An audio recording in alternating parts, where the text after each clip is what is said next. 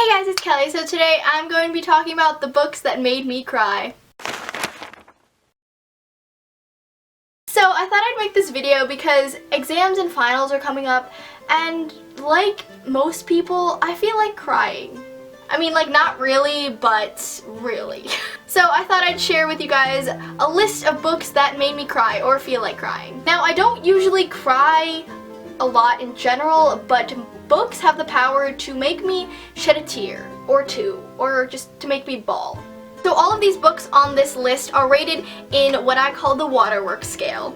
Now, the waterworks scale is a rating of 1 through 5 of how much this book made me cry. A rating of 1 on the waterworks scale is that it just made me feel really sad, and I just remember that sadness to this day. It might have made me cry or think about crying, but like not really. It's mostly utter and complete sadness. A rating of 2 on the waterworks scale is I thought about crying.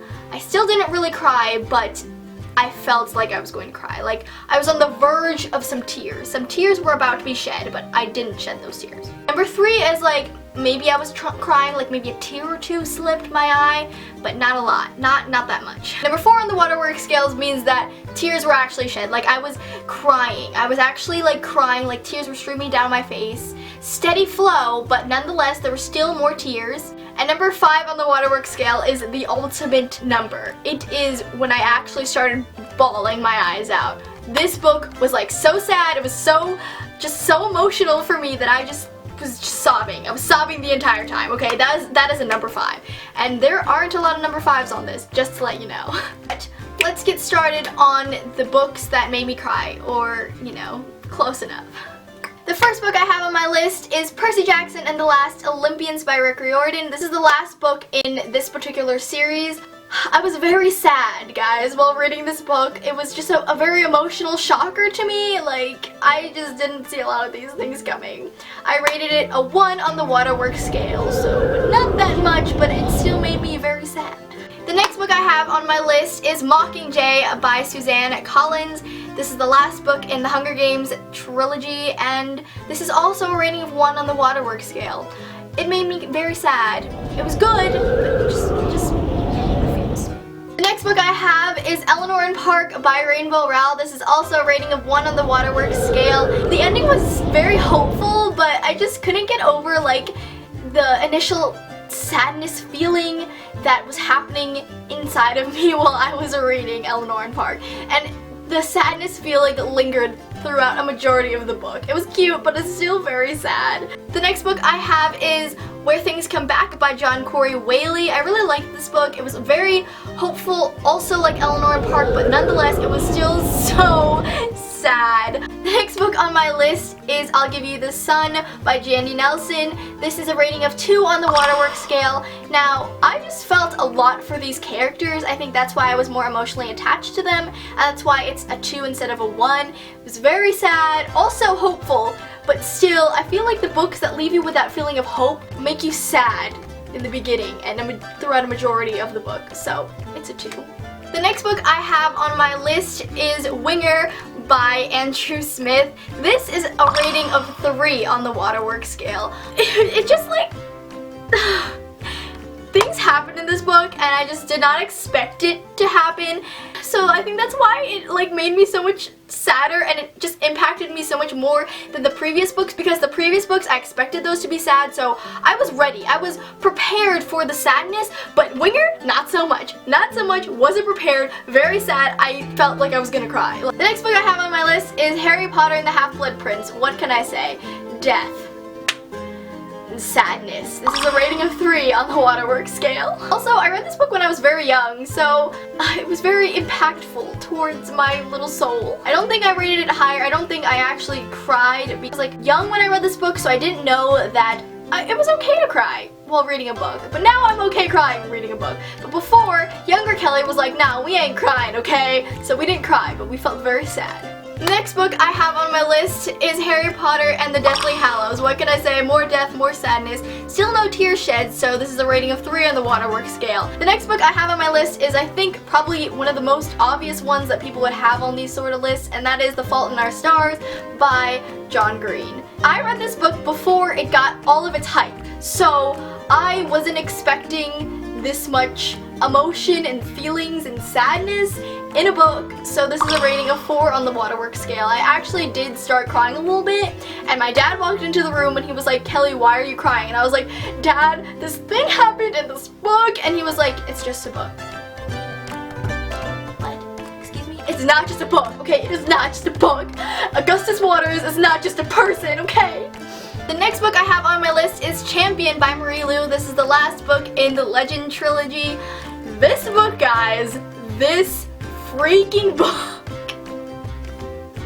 let me tell you, I did not expect it to like be so hurtful and just tore me to pieces. It hurt my little heart. I wasn't expecting this. Yes, the ending was very hopeful, and I was like, this is a good ending, good job, Marie Lu, like, but I'm still very sad, and I cried a little bit, not a lot, so it is a rating of 4 on the waterworks scale, but still, like, I remember the pain that I felt while reading this book, like, oh my god, I can't. The next book I have on my list is probably another obvious one, and that is Clockwork Princess. Cassandra Clare, by the way. This is the 3rd and last book in the Infernal Devices trilogy, one of my favorite trilogies of all time. Oh my god, guys!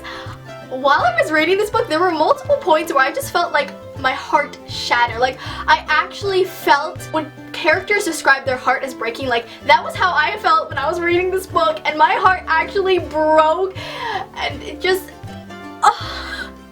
I still remember the pain that I felt while reading Clockwork Princess. Like, it's still there, guys. Part of my heart is missing because of this book. Part of my soul is missing because of Clockwork Princess. You don't understand. Actually, if you read this book, you probably understand. But afterwards, I was just like in shock mode. Like, afterwards, I processed what happened, and then I started bawling. After everything, I started just sobbing in my bed, and oh my god, it had to be one of those silent cries because everyone else was asleep, and I was just like silently crying to myself about everything, and I just, and it wasn't the actual like sad part that happened in the book that made me cry. I think it was like the epilogue that made me cry so much, and it's definitely a rating of 5 on the waterworks scale. Like, I couldn't like function after reading Clockwork Princess. I still can't function after reading Clockwork Princess, and it's been like 4 years after reading this book. Cassandra Clare has wrecked my soul. And the last book I have is We Were Liars by E. Lockhart. This book I don't even think was really that sad. It was sad, but it wasn't as sad, I don't think, as Clockwork Princess, and yet this book is also a 5 on the waterworks scale. So let me just tell you, if you guys have read We Were Liars, you know that it does focus a lot on familial aspects, and I think for me that's what touched me the most was the familial aspects in this book. I'm very close to my family, I'm very close to my extended family, so reading about Cadence and what she had to go through, I just like totally sympathized and felt for her character because she just felt broken and confused and in pain, and I felt those things too. I read this book and I just was like sobbing throughout the rest of the book. Like, when it got to that point where you found out things, I started sobbing. I was crying. I could barely like read the pages. I had to pull myself together to finish this book because like I couldn't even see. My vision was so blurry from all of my tears because I just couldn't see. I couldn't just function. Oh my god, like, We Were Liars also took a piece of my soul. Clockwork Princess and We Were Liars, they took parts of my soul, and that's why I'm like Voldemort right now. I only have 1/3 of my soul right now, guys, because Clockwork Princess and We Were Liars just like took part of my soul, alright? Forget horcruxes,